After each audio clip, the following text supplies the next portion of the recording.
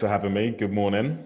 Good Or good morning. afternoon Well, yeah, to good you, I should afternoon, say. good morning. So, look, Ryan, been looking forward to this. I think it's safe to say there'll be a lot of people keen to know the Ryan Adams story, mate. We see you all over LinkedIn. We see you online. So I'm excited to talk about the realities and what's going on, right? So, Okay.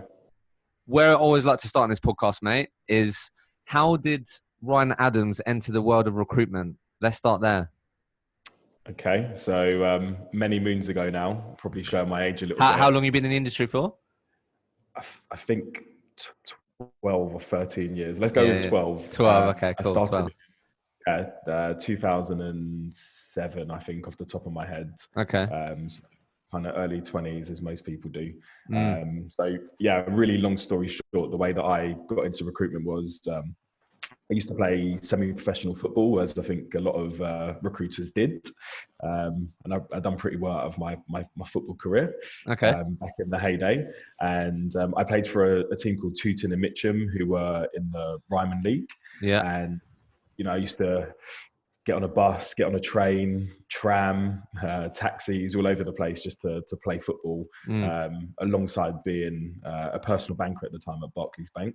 Yeah. And there was this guy that played for my team, mixed race guy, always in like tailored suits, sharp shoes, had a Rolex, Classic. always had a fresh haircut, just looked the part. Basically wanted to be like him. Yeah.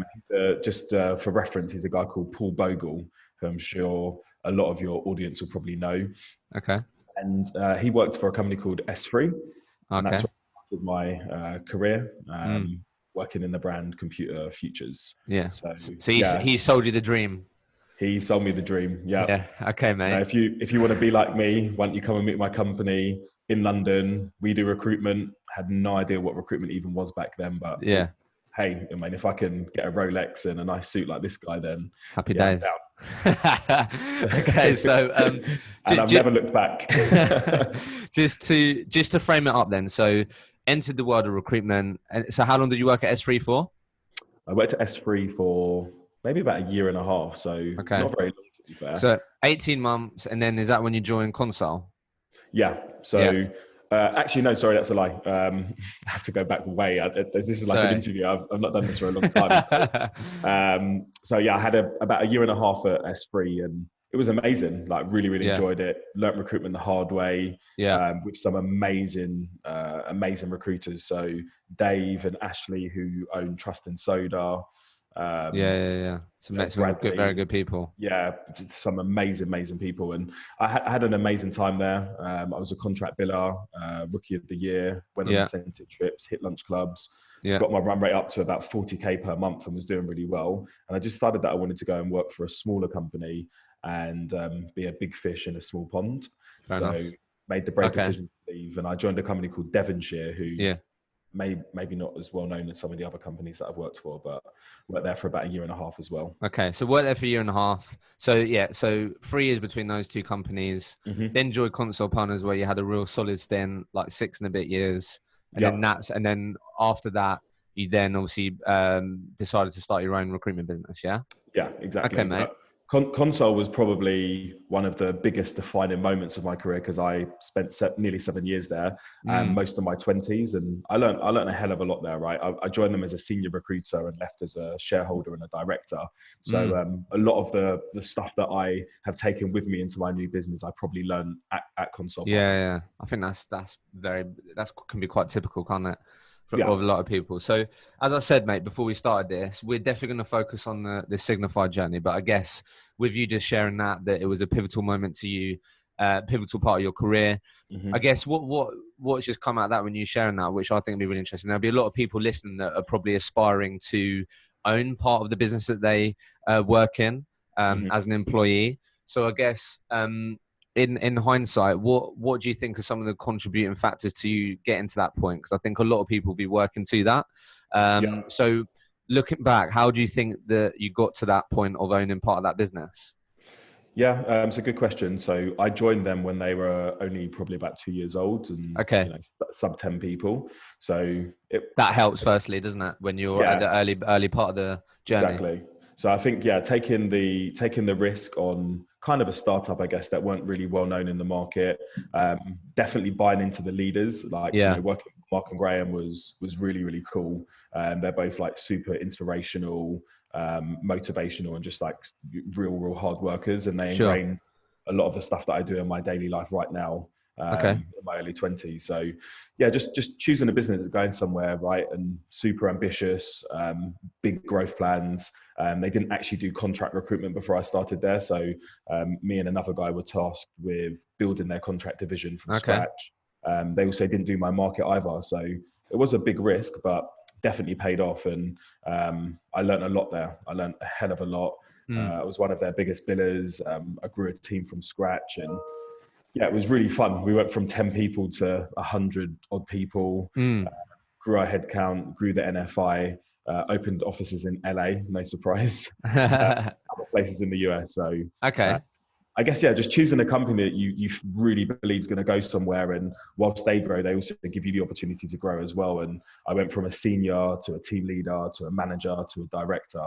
So it was a really fun journey. So I guess, did you take that? Because what it seems like there from you sharing that is, I think it's fair to say that you delivered a lot of value, right? So you started something that they didn't have, etc. So, but did you proactively and consciously have those conversations of, look, guys, really buy into you, really see the opportunity here, but just so you know, this is what I'm gunning for. Like, I do want to own part of this company. I do want to add tremendous amounts of value. So, because I think that's the thing where when you are in a smaller business, you've got to want it and show that you want it and say, look, this is where I want to be, guys. This is where I want to take us. So was Yeah, you 100%. proactive with that? Yeah, definitely. Really Yeah, proactive. I think that was part of I'll be honest with you, in my early career, like most recruiters, I didn't really know what I wanted. that's fair. I just fell into the job. Yeah, And, my time at S3 was very KPI driven, yeah, very military style, like hardcore. yeah, And then Devonshire was the other end of the spectrum. It was no KPIs, very fluffy as such, and yeah, really relaxed, which was great. But I realized that I wanted something in the middle, right? So I wanted kind of a company that was going to push me, but give me that growth potential.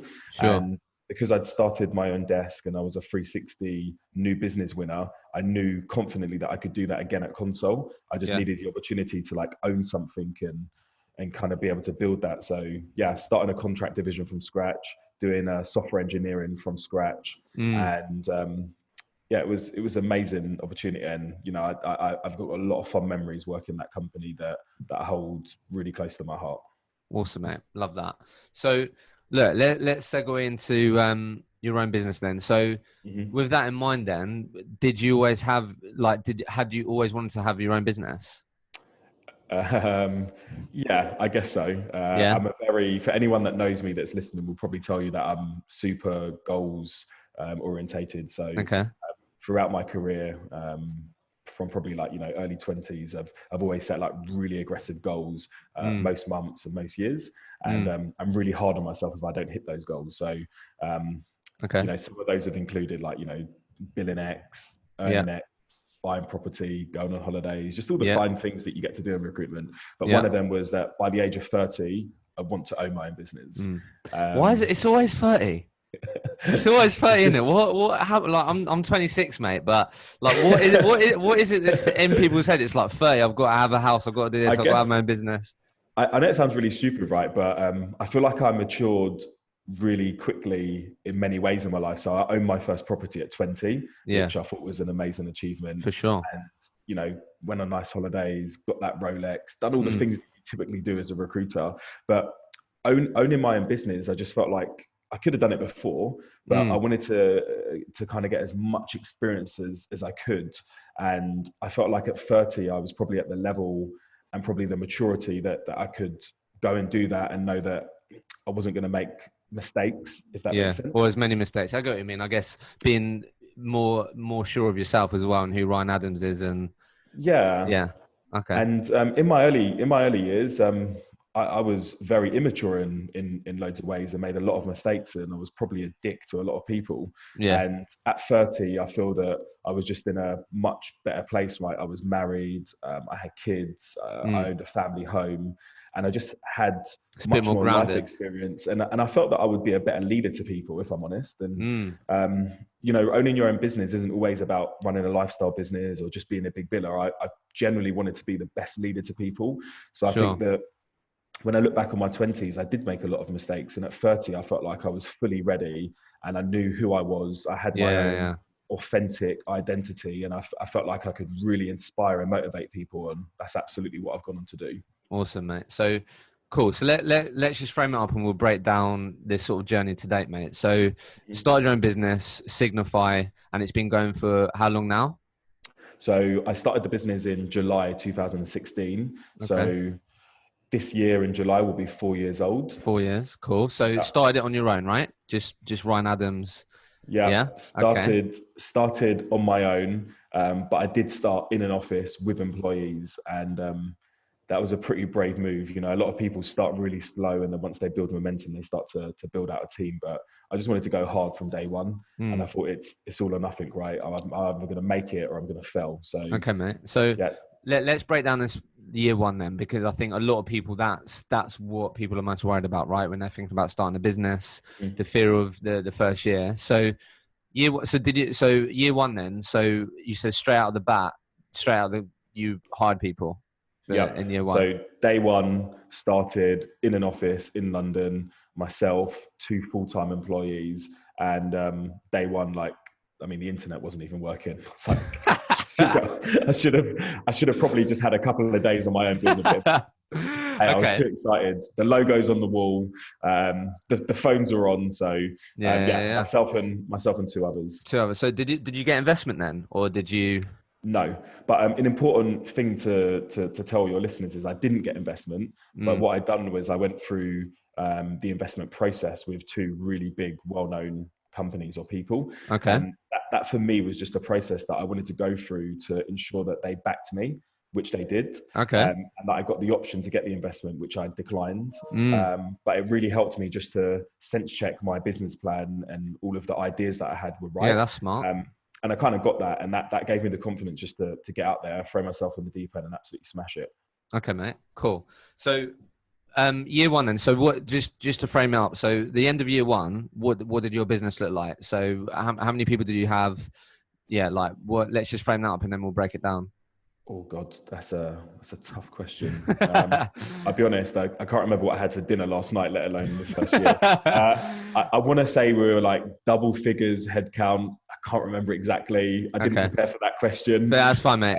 What did you do revenue wise year one? I think we've done 1.5 million. All right.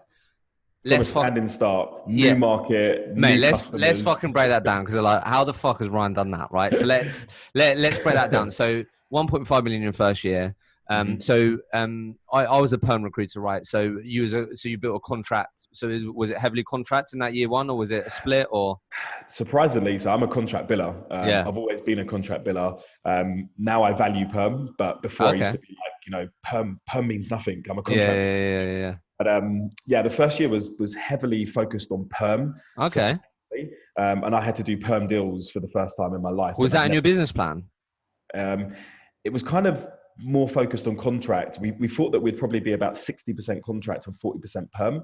And first year we were probably more 70% perm, 30% contract. So it was surprising. What I realized in the first year was that it was very difficult for big brands to trust a startup to do contract when I was doing a new market. I didn't have any relationships. Sure. Whereas a lot of people that start their own business go into doing the same market that they've always done. And even if they're meant to or not, because of their restrictions, they normally bring client contacts with them.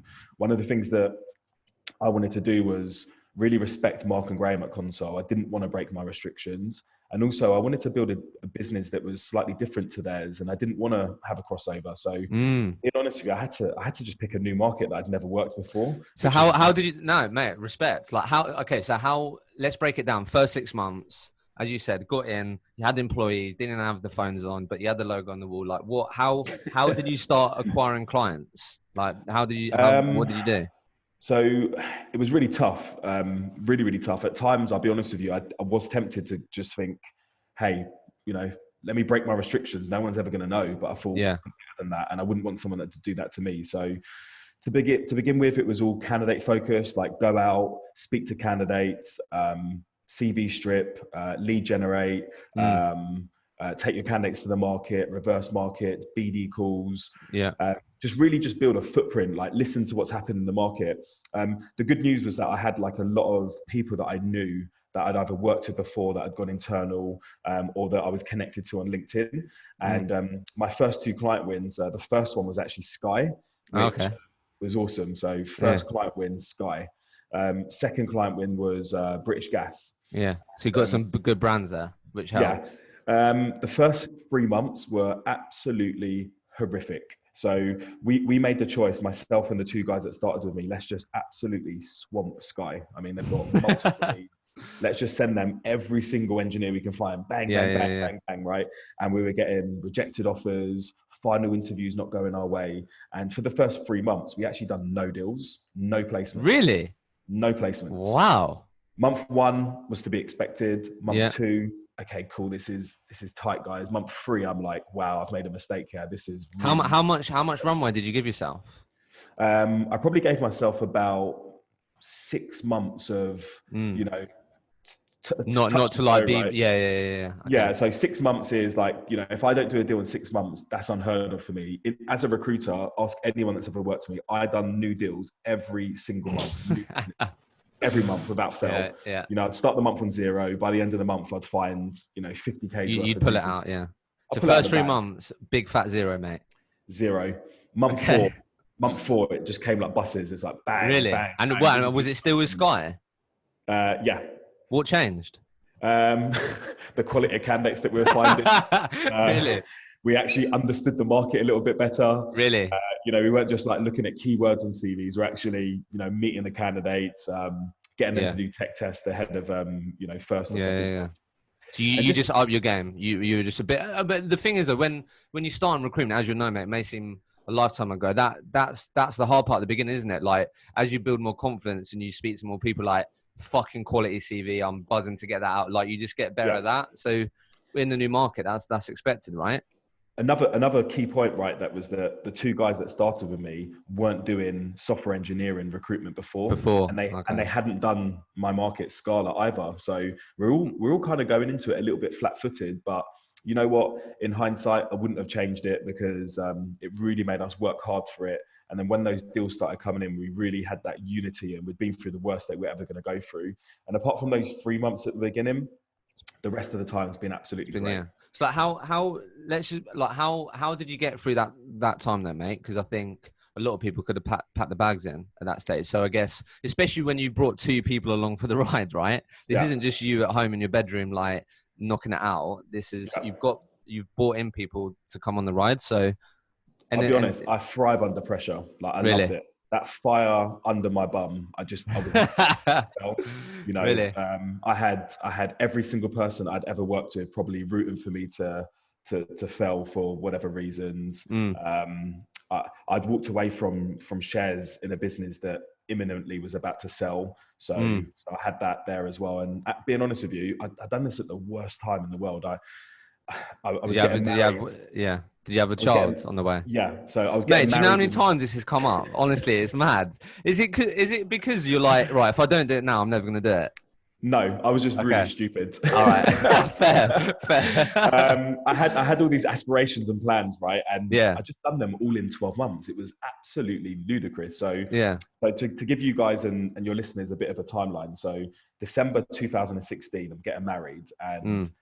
I'm earning really good money at Console in a secure job that I'd been in for nearly 7 years. So I thought, well, what the hell? I'm going to just push the boat out. I'm going to go absolutely wild. Mm. Whatever my wife wants, I'm just Yeah. going to Yeah. do it. Yeah. So we're spending crazy money on a wedding in December 2016. We just had a little boy. So our little boy was born in September 2015. Yeah. My wife's on maternity, so she's got no income. Yeah. And then we just bought our family home, which we moved into in December 2015, which was just, again, so you got some sort of indication, like 4-bed detached Yeah. house in a Pretty really nice hefty. area. And then March 2016, I had that ick that I was going to leave, right? But I always imagined that I was going to just take it all the way up until December 2016. Then I was going to have my notice and start in January Yeah. 2017. And in March, I just decided, like, look, enough's enough. I'm handing my notice. I'm walking away. And then I started the business in July 2016 after being on garden. Wow. So you So still had the bad boy wedding to pay for, the big biller's wedding to pay for, and yeah, all that, and you wasn't doing any deals for 3 months. it was tough. And then Woo! to make matters worse, Console sold their business in October 2016, and I gave my shares back and got zero from the sale. So what would you have got?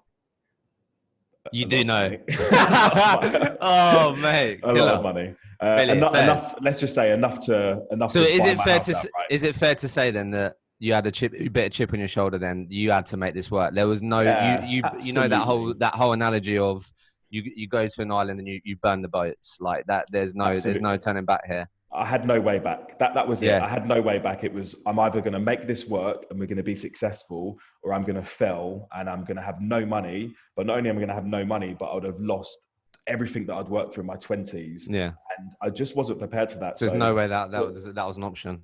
To be honest with you, to answer your question, how I got through that first year was I was ruthless. Like, I worked every single minute and hour that God sent. You know, I worked in the evenings, at the weekends. I just done everything possible to pull myself and my business out of that situation. And, you know, after month 3, month 4, 5, 6, as we got to the end of the year, that first 6 months, we actually done really well. And we made profit in our first year. Most startups don't do that. So we grew our headcount, we grew our customer base, and we made profit. So it was a tough first year. So let's just break down those, as you were saying, let's just break down those 9 months then, because in 9 months you did 1.5 million in revenue, right? Mm-hmm. So obviously, as you said, you got better at identifying and understanding what the hell was a good candidate, working with some good brands. What were some of the key things that sort of built up the momentum and you think were a key factor to you ending that year in profit and having a good first year? So the main thing that every one of your listeners will probably know about our business is that we are a niche expert. So we all focus on one market together. And that was one of the things that I took from the investment meetings, like pick a market, become famous in it, hunt impacts. And together you're all going to be able to identify candidates, win customers, and then you're just basically going to collaborate. You know, so if someone in the room's got an amazing candidate but doesn't have a role, he could send that candidate to your customer. Same vice. So and how did you identify that niche? I got a bit lucky, as you do. Yeah, fair enough. But you know, my contact, I used to work with him actually, Zach Khan. I'm sure a lot of your listeners will know him from S3. He was great biller, a great manager. He worked at Sky as their head of recruitment. And he tried to hit me up to come work internal. And I just said to him, look, I'm going to start my own business. And he was like, cool, I'll give you your first account. Like, there's some roles, like you guys can help me and I'll help you. So well, and some of those first roles were the niche that you ended up focusing on was Scala. And at the time I was just like, Zach, I'll be honest with you, I have no idea what Scala is. What is Scala? I still don't know. It's a back-end functional programming language, very similar to Java. And so it's a specific language. Java. Yeah, exactly. Okay, so a lot of companies that use Java are moving to Scala. Yeah, okay. So your niche is that. So that when we're talking about how niche to go, because like from obviously, look, you interact and I'm sure speaks to a lot of recruitment business owners now. Like, how, in your opinion, knowing what you know now, like how important was it for you to actually really go the whole like mile deep into wide? Really? Imperative, yeah. I'll go as far as saying, without our niche, we wouldn't be where we are today. Our niche has been everything for us, but also a big thing for us has been a community focus. So we run our own meetups. I saw that. We've got a blog section which gets a lot of hits. We have a full-time marketing manager, which I think is really important. We sponsor conferences. Mate. We just do a lot around community, and that for us with our niche has been fundamental. Yeah, nice. So those 9 months really got into your niche, really starting to nail that. I guess also part of that then, how did you find hiring for your own business? Because that's always a challenge. I get loads of messages about it. Yeah. But how was that first 9 months was working out what the fuck is a good hire for my business? Like, how did that go? Really tough. Yeah. And to be fair, what we chose to do, and it was again really bold of us, but we didn't want to hire experienced recruiters. I Yeah. wanted to hire people that come from a sales background or a customer service background. I wanted to teach them how to do recruitment. Yeah. Again, one of the things that I love is really being a great leader and mentoring and training people. So Sure. I just kind of felt that if I was going to go and hire the best recruiters in the market, I probably wouldn't be doing them the best service. So Sure. yeah, in the early days, we hired people from a non-recruitment background and we trained them ourselves. So today, 3.5 years later, 85% of my business is new to the recruitment industry, all trained Really? by me and by my team. 85%. Yeah, Trained by Ryan Adams. exactly. Wow. Loads of Ryan Adams running around the Okay. God help the world. Okay, cool. So going into year 2 then, mate, I'm sure reflects on that. Right. Had a good first year. What was going through your head then going into year 2 then? Because as quite frankly, you're a clear and ambitious person. But going into year 2 then, what was the growth plan? Like, because you now had some money to like, was the plan always to reinvest in the business? 100%. Like, what was the growth plan going into year 2? Yeah. So year 1, completely focused on doing UK recruitment. UK year recruitment, 2, yeah. Yeah. Year 2 in the strategy was, right, let's get out to Europe. So we want to absolutely attack Europe and take this global. So we started working in the German market, the Netherlands, Switzerland, Spain, Italy. And before we knew it, we were like truly a global business. Really? And that happened in year 2. And yeah, we placed all over the place, relocating candidates, which is really cool. Like a lot of customers valued that you could bring candidates in that don't need a visa from a different European country, and we might be able to even save ourselves some money because the salaries were slightly lower. What was the strategy to? Was it the same strategy to penetrate those markets? Like, did you do anything smart or learn from that? Yeah, so the biggest thing that got us into the European markets was sponsoring conferences in those countries. So we're in front of our clients and our candidates, and using social media was a big part of it. So really just getting our brand out there, blogging, attracting candidates. So actually, now that you say it, one of our biggest sourcing methods is our own website. So we get candidates sign up to our website looking for a job. Last year, our third top performing source code was our own website. So it shows our branding. Yeah, our branding really has paid off. That's mental. So okay then. So how much was you invested in that in year 1 and year 2 then? Like how much was you invested in that in year 2? To be honest, like our website doesn't cost us loads, but we're being really cute and smart with it. So we just blog a lot, which means that people are coming to our website to learn. And then by them seeing your brand and learning, when they're then looking for a job, they think, hey, these guys are pretty cool. So our website doesn't cost us a lot, but if you look at it, it doesn't look like a traditional recruitment website. It's quite a cool, sort of like tech, digital kind of feel to it. And we've got 2 full-time marketing managers that help us to push our brand. Our website has been amazing for us. But if we go backwards, the main thing is our brand and our market and social media presence. So they're all very interlinked, and then the community feel as well. Okay, so just a quick one on that, mate, because like, is it fair to say that at Console, how much experience did you have invested in marketing and doing that? 0. Yeah, exactly. Do you know what I mean? So like, so it's like, and there'll be a lot of people listening that it's still 0 and they have their own business, right? So like, knowing what you know now, like, what would be the advice you give yourself on the sort of marketing brand piece that go big from the beginning? Go big, really. Being honest with you, I'm not going to say I or Signify have made the market this way inclined, but if you're a recruitment company now and you're not doing this, then you're going to get left behind by your competition. I think that the world is moving much more to a internet-based video, and developers and clients want to be able to feel that personality through the people that they're interacting with. So it's fundamental. We've done that very quickly. We were 6 months old, and I think I hired a full-time marketing manager. Really? And then we went. And did you get advice to do that? Like, no, it was just something that I just really wanted to do. I tried to advise Console quite a lot about this, and for whatever reason, that's how they chose to run their business. But for me, I just thought, actually, I really want to be big on social media. I want to have a presence, and I want to have marketing literature that we can give to our candidates and clients so that people know our brand. and they want to use us. I wanted to be like a recruitment company of choice rather than, us needing to always knock doors. I wanted people to start coming to us, which absolutely does happen. Yeah, right of course, now. mate. Everyone wants that, right? So, okay, mate. And then a quick one on that, because I think, again, people's experience with that challenges would be, because you said there, which is really interesting. You said that the third, what is it, most used source code in candidates' place was your own website. Correct. So how did you, like, learnings on how did you go about very quickly tracking it then and measure? Because clearly you were measuring it then, because you know that you're spending X, and well, look, there's a source code here. So how did you manage that? So the first thing is, I would say to everyone, make sure you get your CRM database in order. Yeah. And when your consultants are adding candidates or clients to your database, they should be using source code. So every single time someone's adding, you can see where they came from. So you can see your return on investment. So that's just a really basic thing. Yeah, so really drill that. Yeah, in terms of our website, we have a back end, so you get to log in.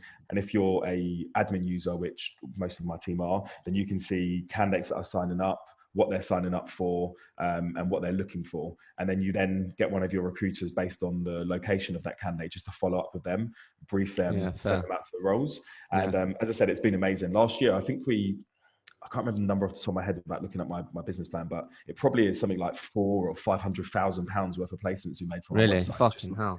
And that's the part that a lot of people lack, right? Because when you would be speaking to business owners or recruiters, they go, yeah, but I'm not sure. Do you know what I mean? So that's fair play to you, mate, to actively from the get-go really hammer that home and measure that.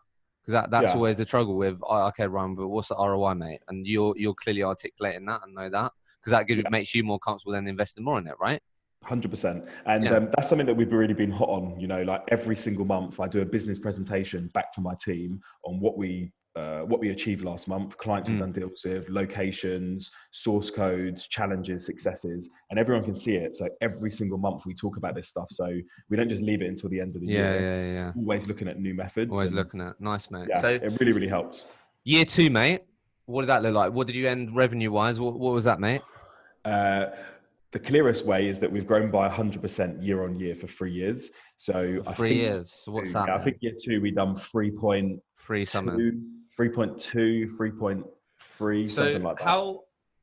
Before we go into year 3, year 4, then, again, let's break that down, mate. Because again, I know you're clearly someone, because a lot of people, I've quoted this a few times, like, you can only be what you see, right? And I think clearly you're someone, you wanted to go big from the very start.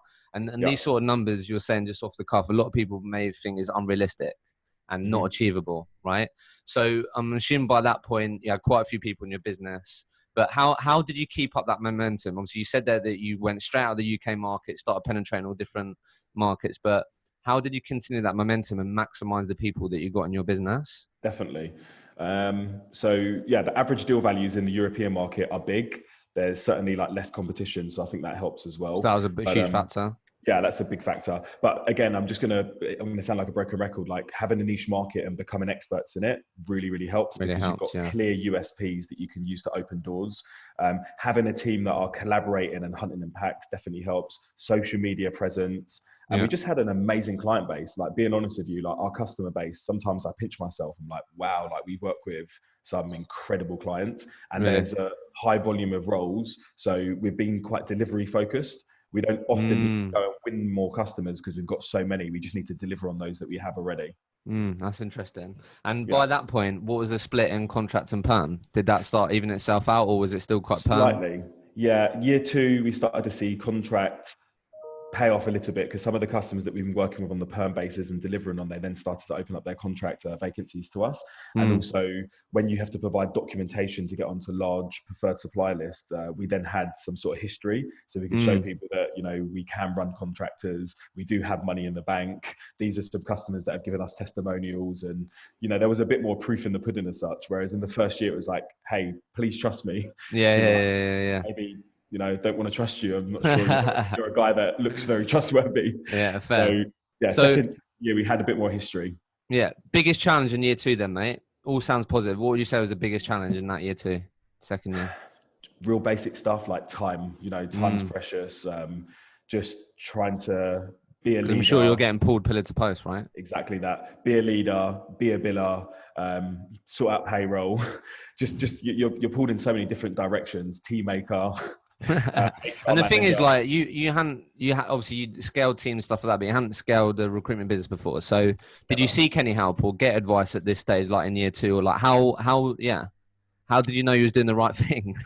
Um, so I lent a lot on my experience with Console, which Okay. was valuable, right? Being a board member and a shareholder in a business that done exactly what I was planning to do really Mm, helped. I also joined a couple of different forums. So the RDLC was great because you're in a forum of loads of different recruitment business owners who yeah. are going through the same sort of challenges as you. And what was really nice there was just to compare, but to never settle to being like what everyone else was talking about. I always just looked at everyone and thought, yeah, it's great, but I want to do more and be better and grow faster. So Mm. it And was mate, great. where's that come from, mate? Where's that mental? Like, why? Probably just my sports background. Like I Really? played football since a young boy, and played for pro clubs and semi-pro clubs, and I've always been a captain or wanted to be the best at football. So I think just that competitive nature of just always wanting to be the best me. Mm. And if someone else is doing better than me, I absolutely love it. Like I'd actually reach out to that person and be like, hey man, you're absolutely smashing it. What are you doing differently? How can I be more like you? And if you do that with hundreds of people along your career, then it's only going to enhance what you're doing.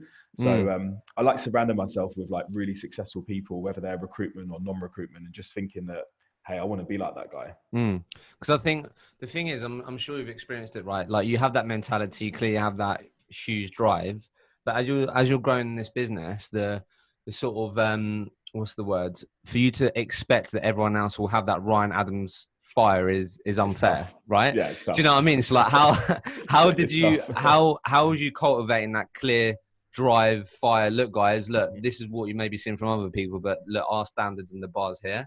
Like, I how did you had start just cultivating that around people? I think just that, right? It starts with your interview process, and if you're looking to grow a business and you want mediocre, then you go and hire mediocre, and then your Yeah, environment becomes mediocre.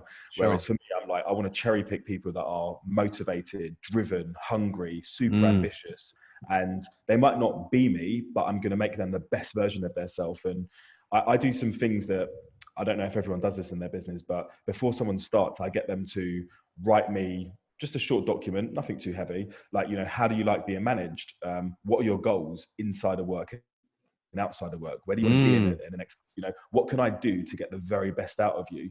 And then when you see that, you can kind of see what someone's aspiring to be like. And mm. a lot of things we do in our environment, I think, really help. So we focus on like productivityness. So I'm not saying that everyone has to, but if you are active, so if you're playing sports or going to the gym or cycling or running, then that will probably help to clear your mind and help you to be more productive at work and have more energy. Okay. And then we also focus on just doing like team activities, which could be a 10K or a 5K run or Tough Mudder, just things that are going to get people's like competitive nature and Mm, team spirit out. mm. And if someone has goals and you help them to achieve their goals, then they're going to become more motivated and a better version of themselves. So that's been a key driver for me. Every single person in my company never set goals before they worked here, and now every single person, even my back office staff, have goals. And That's awesome. I love seeing people do well.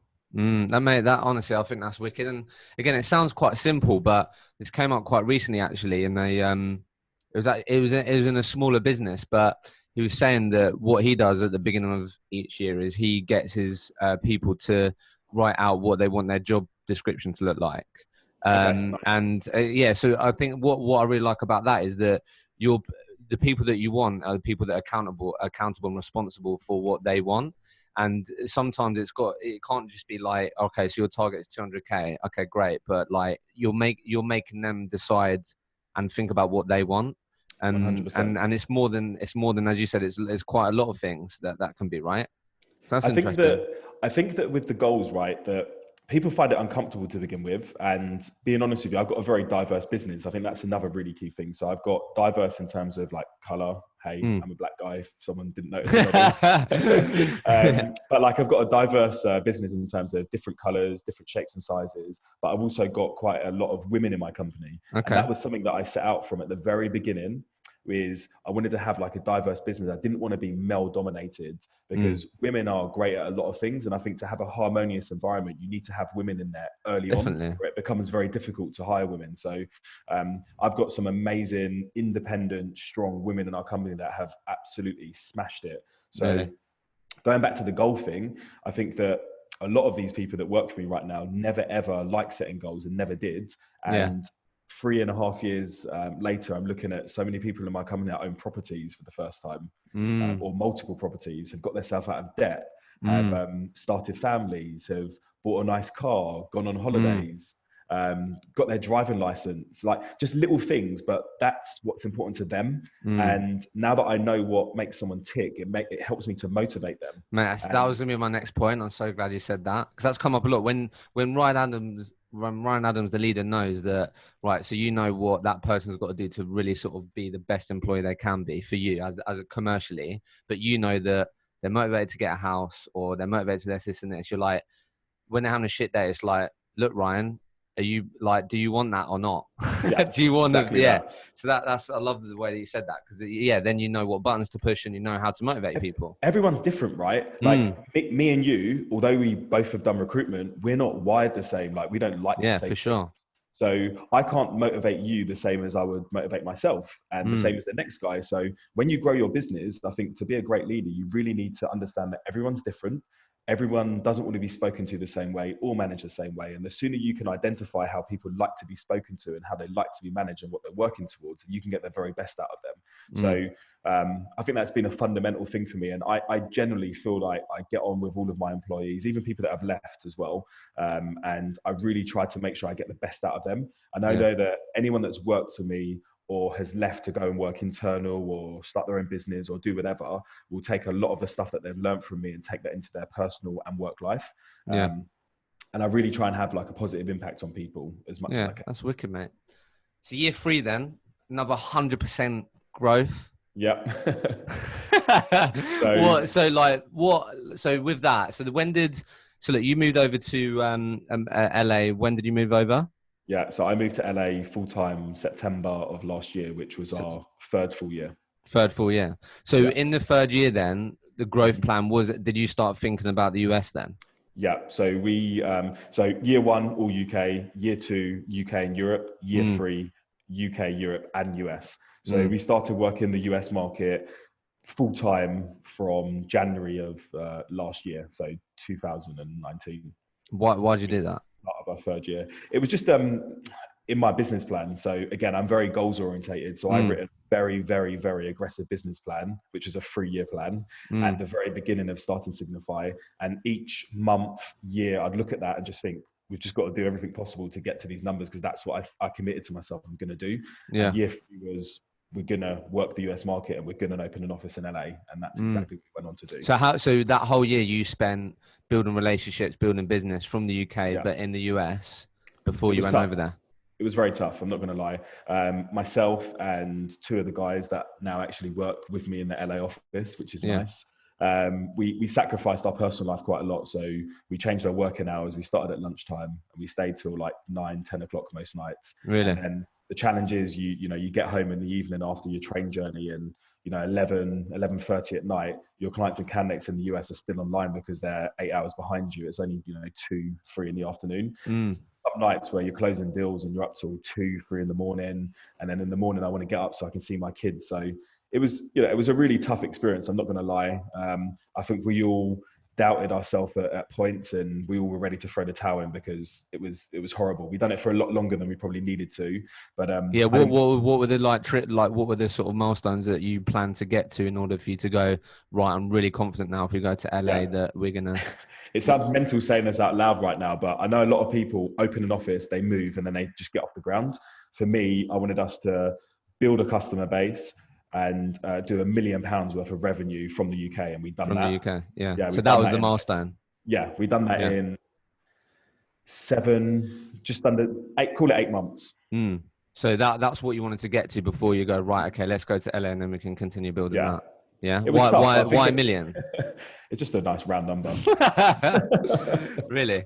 Okay. Yeah. So it sounds good, right? yeah, for sure. So obviously personal challenges for sure, work-life balance, Mm-hmm. young family. Sure, the missus wasn't too happy that you just strolled in all the time. Like, do you know what I mean? That must have been a challenge. So, but Yeah, what it were the was. other challenges from the business side? Because as you know, as I'm sure you've seen, like there's a lot of people saying that the US, huge opportunities, bigger fees, loads of opportunity. But what were the challenges that came up to you getting to that £1 million mark? Yeah, so I agree with all of those points that you've just said. Big opportunity, bigger deal values. All of the biggest tech companies in the world are mainly based in America, in San Francisco specifically. The challenge is this: it's a super competitive market. Really? The UK market is very competitive, but you're competing against other recruitment agencies. You very rarely have a lot of engineers or software engineers that engage direct with companies without using recruiters. Sure. In the US, it's a complete different ballgame. So all these Really? mainly go direct to the companies because they've got massive internal recruiters, and staffing agencies out here aren't that much of a big thing. So when you speak to an engineer, they're like, yeah, I've got like 20 interviews, but they're all direct with Google, Facebook, Twitter, Netflix, Airbnb. And then you're like, well, hey, I'm working with a couple of really early stage startups. Do you fancy it? And so it's very difficult in that sense. They don't want to talk to you on the phone. They don't value you as much. So it is How did you overcome really that tough. then? How did you start penetrating that? Persevering, sticking to our guns on, we're going to bring the UK methodologies that are proven and work to this US market, maybe watering down our aggressiveness and maybe not being as controlling as we would be in the UK as such, and just learning to balance the phone with email and with video, and just trying to relax into the market a bit. And to be honest, we've been super successful out here so far. There's only what, 4 of us in the LA office at the moment. We're just about to add a 5th head, but we're also opening an office in Austin, Texas in the next couple of weeks. So, How was the client acquisition piece? How difficult was that? not hard at all. We've got Really? great USPs. Yeah, I think that's the nice thing when you work with. And also, I love BD, right? So you've got someone that loves BD, loves picking up the phone. Yeah, but did you leverage the relationships in the UK who had places in the US? Yeah, a couple, but a lot of it has been new business. Really? And we're really well known in our market. If you find a Scala developer in the world that doesn't know who we are, I would be very, very surprised. I know it's a bold statement, but we are the world's only Scala specialist agency. I know a lot of companies are trying to do our market because of our success, but we truly own this space. Really? Okay, so let's sort of bring it full circle then. So I think a big part of that is, which I noticed, is obviously the sort of the events piece and sponsoring events. And you actually, so did you start a event series of some sort? Yeah, we did. And that's been like truly amazing. So we started our own meetup in London, which is a monthly meetup. And we use that as a BD tool as well. So we host with customers where we have a relationship, but we also host with new companies that use Scala. And each month we host at different places. So we've hosted at like Monzo Bank, Net-a-Porter, Sky, just some and amazing just brands. quickly, just to make it really clear, because I've heard this a lot of times now, and I think it'd be fair for a lot of people, Ryan, to say, nah, events have been done, like loads of people do it and blah blah blah. So like how was it? So firstly, BD, business development, which typically is difficult for a lot of people and businesses winning new business. How did it help them with business development? Because you go in at a different angle. You don't need to talk about recruitment. You just go and say to someone like, hey, you guys use our technology. We're specialists in this space. We host an event which has around 100 to 150 engineers that attend it each month. We would love to host it in your office to give you guys the chance to invite a lot of the community, see what you guys are working on, and you might get the chance to hire some of these guys direct. Would you like to host? We've got a slot available in X months. Someone would be crazy to say no to that. Yeah. But obviously, it can't have been that at the beginning, though, right? No, it really was. It was what, that easy. You was getting 100, 150 software engineers our first event. It was snowing. I don't know if you remember this. So a few years back, 2017, I think, is when we started doing snowing bad. It was snowing crazy. Like London was on lockdown, and we're like, oh my god, we're gonna have to cancel this event. And we had crazy amounts of people sign up. And we were like, you know what, we've committed to it. We've ordered pizza, we've ordered beer. We're just going to have to go for it. And, if there's not a great turnout, we'll just blame it on the weather. First event, there's like 90 something engineers. And we're like, oh my. Why do you think that was? Why do you think that was successful straight away? Having really good topics.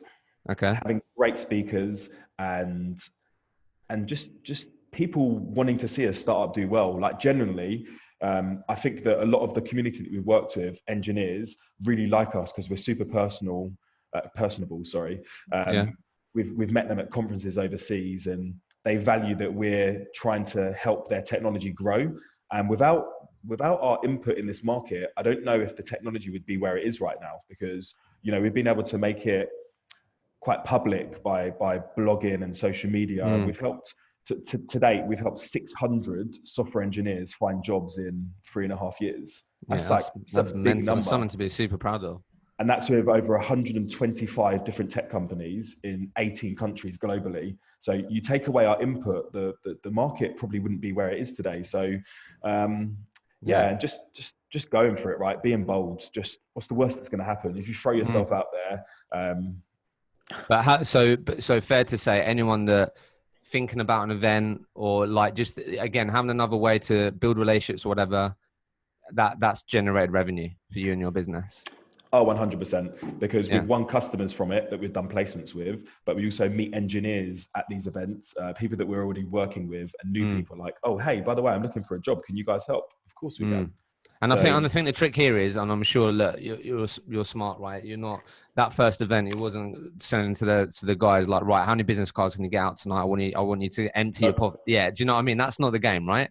No, you have to be smart with this stuff. So we don't go there and like, hey, we're a recruitment company, we desperately want to get you a job. We go there and we're really relaxed. We're there to help them have a really nice evening, talk to each other, feel like they're not being sold to. And if you do that with people, they'll come to you when they need you.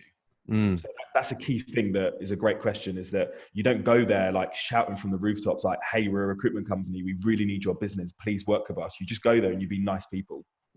Yeah. Okay, mate.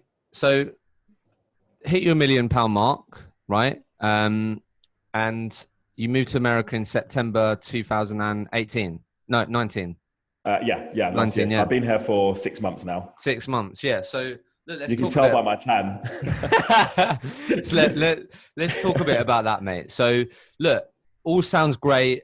As I'm sure you realize by now, this is a real honest place, right? And I think it's fair to say that if you were to look at the Ryan Adams profile and Signify, look, clearly there's been loads of great things, right? Fucking hell, Ryan's doing really well. But like, what's been some of the biggest challenges for you since going over to America that probably you didn't expect, or people probably don't tell people when trying to take their business to America or moving their life there? Yeah. I'll answer that in a couple of ways. So the first thing is leaving my baby in London, right? I built the business in London. I've got an amazing team, and I truly miss them every day. And it sounds very random to say, but I don't just see. No, I get that. I don't just see my staff as like employees. I see them as friends, and we've been through a hell of a lot together. So I really, really miss the guys in London, and I talk to them most days on video and emails. And the time difference sucks a little bit, right? It's like 8 hours. So when these guys are finishing work, we're just starting work. So that's been really, really tough. And because we're a junior business made up of people that don't have recruitment experience, we don't have a massive leadership team in London. So without me being there, there has been a little bit of challenging. Yeah. So how have you got things in place now where like a non-negotiable ways to communicate to the team, or like have you got? Do you know what I mean? Like how do you communicate to the UK team? Yeah, definitely. So we're trying to build a leadership team. So at the moment we're hiring for seniors, principals, team leaders, managers, directors, just to build out our leadership team. Sure. And we also now have a manager of the perm team and a manager of the contract team. And also we promoted a couple of people to like principals and seniors. So we're just working on building out the structure. We've got a really good back office team, and we've also hired a full-time internal recruiter just to help us to amazing. level. We're also using external training providers to try and upskill our team and get them thinking. So like, really investing in the people that you have in your four walls. Definitely. And so then that's been a challenge. And then how, just quickly, sorry, just so I guess what I'm just trying to ask, maybe if you've learned through doing it and trying it, but like, as you said, 8 hours difference, they're finishing as you're starting. Like, how have you gone about communicating like what you need to that business? Like, do you get up every morning, first thing you do, email, jump on a video with the guy? Like, how have you communicated to the guys? So I stay up late most days, and I get up really early. So Really? I love starting my day really early. So I get up at 5:30 every morning. I cycle. It sounds really horrible, right? I cycle to work down the Yeah. beach, hit the gym, and then I start work. I'm physically at my desk. I start work at 8 o'clock, Yeah. which is 4 o'clock in the UK. So at least So it gives me a do you couple of check in with hours. them straight away? Yeah, Okay, absolutely. fair. Okay, fair Yeah, enough. So and we communicate use with a your lot of team. platforms. Yeah, we Yeah. use Microsoft Teams, which has been great for us. It's like a video Nice. platform. Everyone has it on their laptop. We use email, as I'm sure everyone does. Sometimes I'll WhatsApp people. Yeah. Okay. FaceTime, Fair enough. but I definitely am definitely still involved. But I trust the team there. We've got a great team, highly motivated, that have been with me for a long time. But yeah, we just need to add some more experience to help us with like structure, strategy, processes, which Yeah, we'll especially when you're not there. So, okay, yeah. next challenge then, mate. So definitely, yeah, leaving your baby, leaving the people there that you form great relationships with, communicating with the guys. What else has been a challenge for you? Hiring in LA is tough. Really? I mean, we're right next to Malibu. Staffing agencies probably isn't the most sexy, glamorous thing when you're like next to Hollywood, right? Everyone's in films or is an actress, and just finding people that want to do recruitment is really, really tough. So that's been a challenge. But what we're trying to do to get that right is find people again from a non-recruitment background, try and train them. What, in the US? Yeah, in the US, move people from less desirable locations to LA because of the lifestyle. We're going to be moving a lot of our UK recruiters to LA as well to help us build the team out. What's the visa situation? That'd be good for you to. What's been your experience of that? Because obviously a lot of people have assumptions or assumptions of what that's actually like. So how has that been? Wrong. Yeah, the assumptions are all wrong. Everyone's like, you're never going to get a visa. It's really tough. But again, I think if you back yourself and you put in the right documentation, then you're going to get approval, because we are effectively adding to the US economy. By us working here, we're helping to staff tech companies and help people get jobs. Yeah. And we're also making a lot of money. So it's actually helping the US economy to grow. So, yeah, I get that. but has there been any hiccups though? What are some of the things that really? Touch wood so So far. why do you think that is? Just because of that? Because of the value? Because you've got a real good case of why they're coming to the country and what we can add.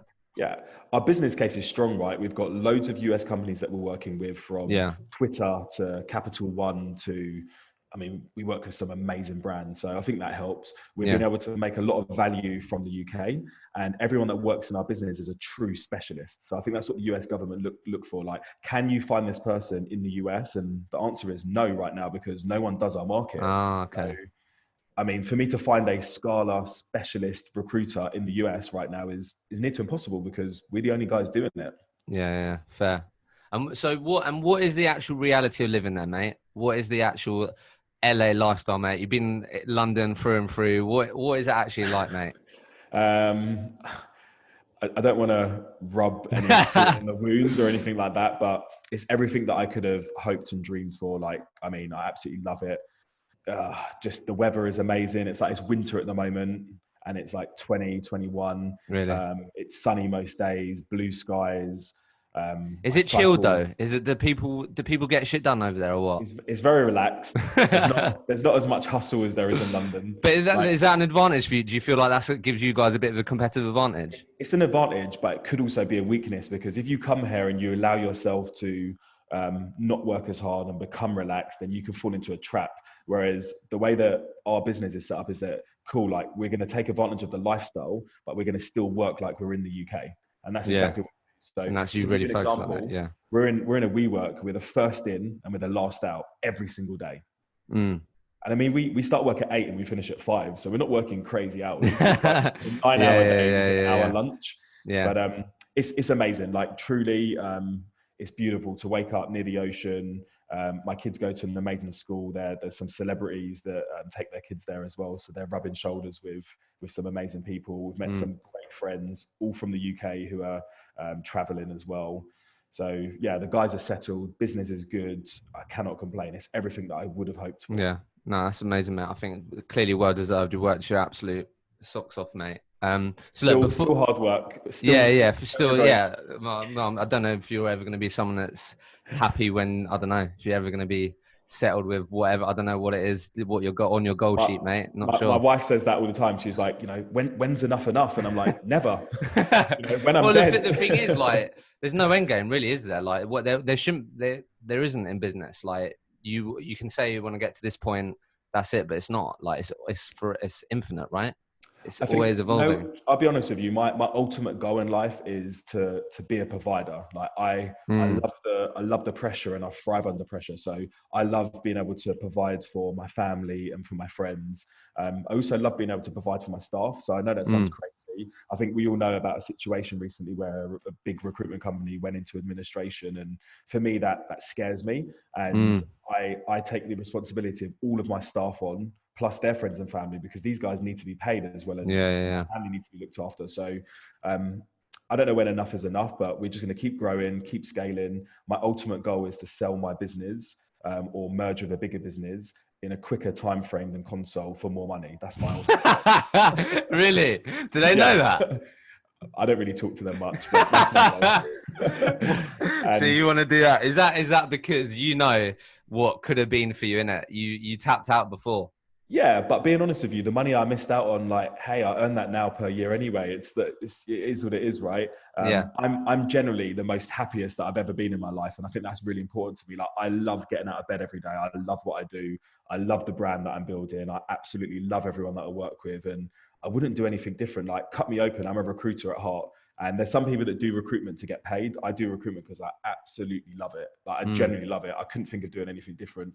If or when my business merges or sells or whatever, what will I do? Probably still recruitment. Like, I absolutely love it. I couldn't imagine doing anything different. I would probably choose being a recruiter over being a footballer any day. Yeah. So look, before I ask you the last couple of questions, mate, just on that, I'd love to just get your opinion on this. Like, how do you think we can change the perception of recruitment, mate? Because clearly you're someone that's passionate about it, absolutely loves you building the business with everything that you shared today. Like, how do you think we can change the perception? Just keep raising the bar. Like, genuinely, like, every time I do something, I'm like, someone could copy us and do something similar, but if it's going to make the recruitment industry a better place and make people value us more, then hey, so be it. If every recruiter moves towards being on social media, great.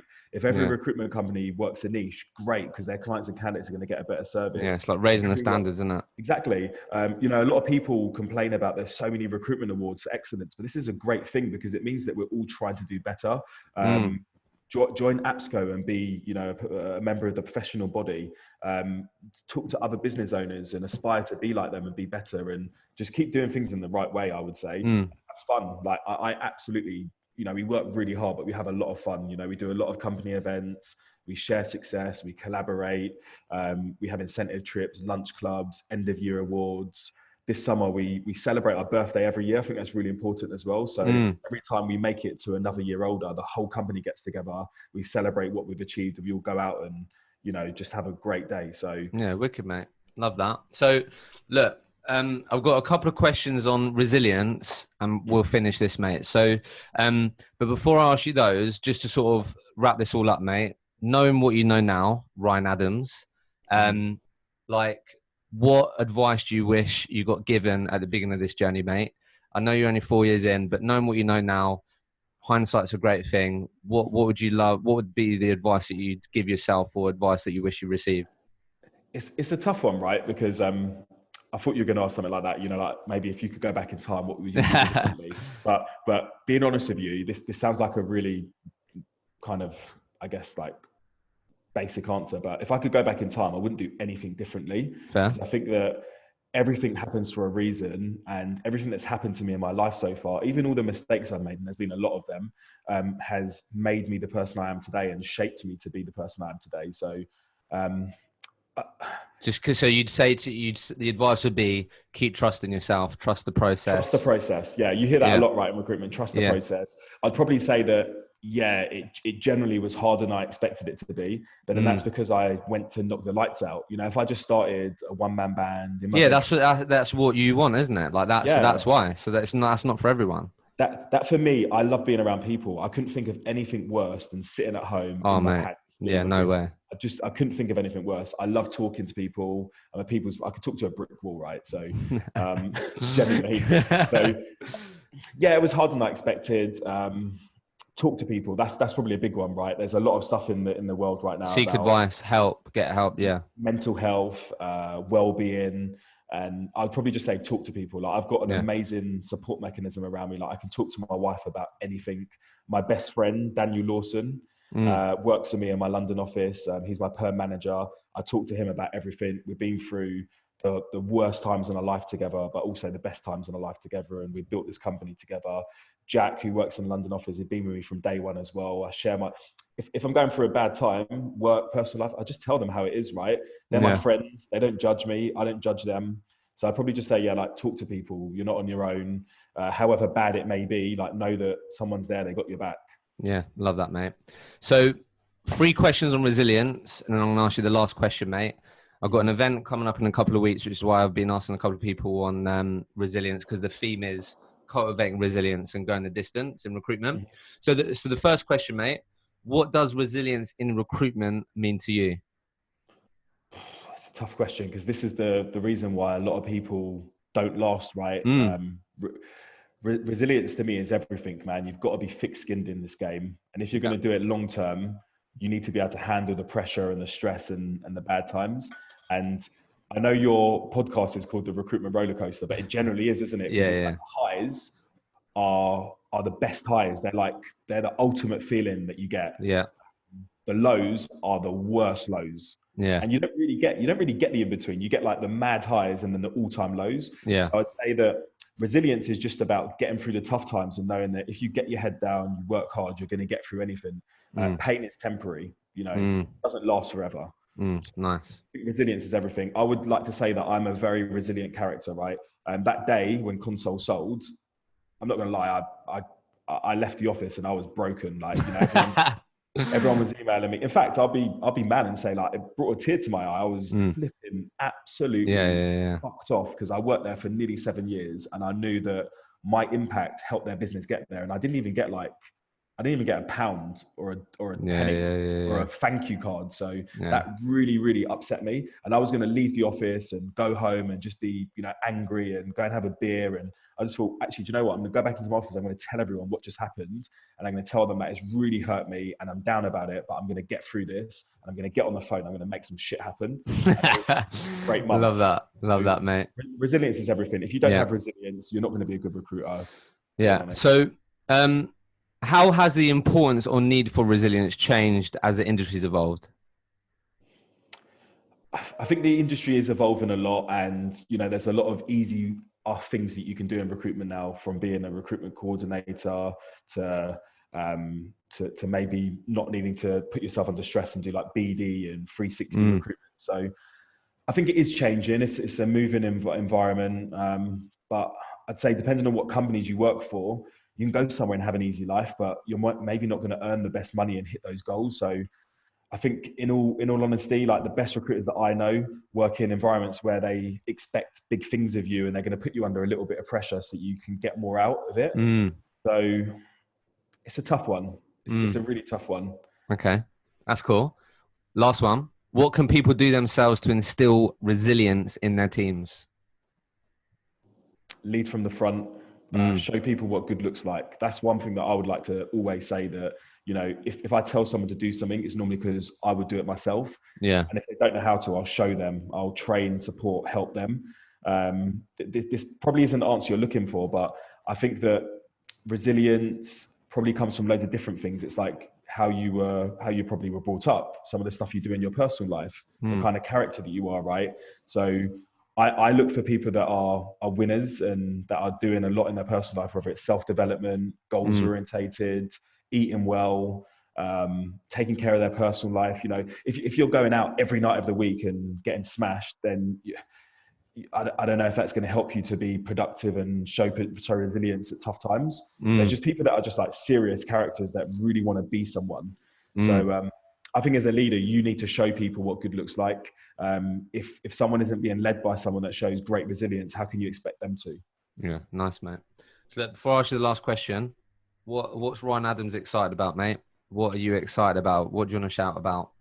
Just the general growth that we're going through. And like I said, half of me is super excited about it, but then the other half of me, being a bit of a cynical person, is like, this could end at any time. You know, you can't take it for granted, and especially with the news of other stuff that's happened in the market recently. So I'm not sure if we said this, but like last year in our third full year, we got to about I think it ended up being 6.6 million turnover. So again, we grew by 100% year on year. We've finally broken 30 headcount, which I think is a really big achievement for us. 2 offices, soon to be 3. This year, the plan is to grow by 100% again. So we need to get to 12 million turnover.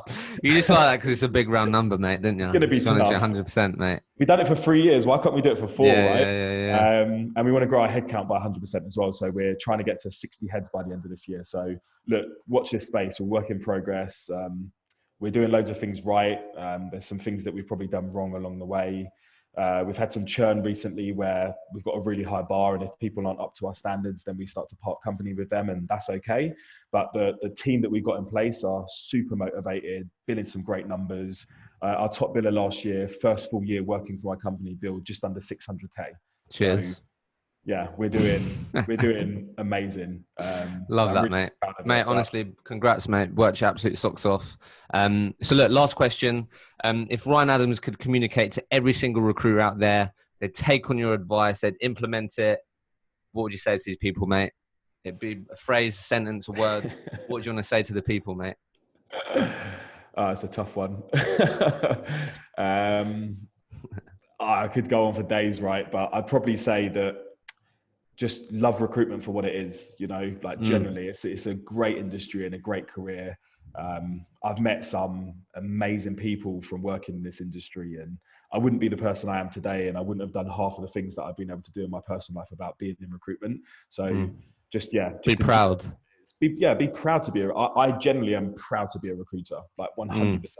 You know, before when someone would ask me in a bar, like, what do you do? I'm like, oh, recruiter, you know, you feel like a traffic warden. You feel like literally like the lowest of low at times. But now I generally chest pumped out. Like, I love doing what I do. I'm proud of what we're doing. We're doing things differently. So generally, like, enjoy being a recruiter. If you don't love it, you could probably still do it, right? But I feel like you need to love what you do to be passionate. I hope you understand where I'm coming from. Yeah, totally. Yeah. If you're not passionate about what you do and you don't love it, you're gonna have limited success. You're going to have limited success. You're not going to enjoy getting out of the bed in the morning. That's probably going to show in the way you interact with people internally and externally on social media, on your calls. It will show up in all areas in your life, won't it? For sure. Life is short, and I genuinely mean this. And we all go through crazy, stressful times. We're all fighting battles that no one knows about. But if you use recruitment in the right way, it can really help you to be an amazing person. If you work in the right business, you're going to have a team of people around you, like supporting you and helping you through. And if you ever need something, whether it's money or someone to talk to, that person will be there for you. And I know I've got that in my company. So just enjoy recruitment for what it is. Love it. Keep raising the standards. Keep doing great things. And let's just keep growing our industry. Like, there's more recruitment companies starting than ever, and it's a super competitive market. But we don't need to fight against each other. We can all be friends. Like, there's enough money and opportunity in this industry for us all to do well. And I generally mean that. In my early years, I used to hate recruiters. Yeah. Anyone was a recruiter, I'm like, I hate you. Like, I hate you. I hate your suit. I hate your shoes. Yeah. Whereas now I love recruiters. I see a recruiter, I'm like, man, I'm proud that you do recruit. I think that's what's changed. I think that's what's exciting to see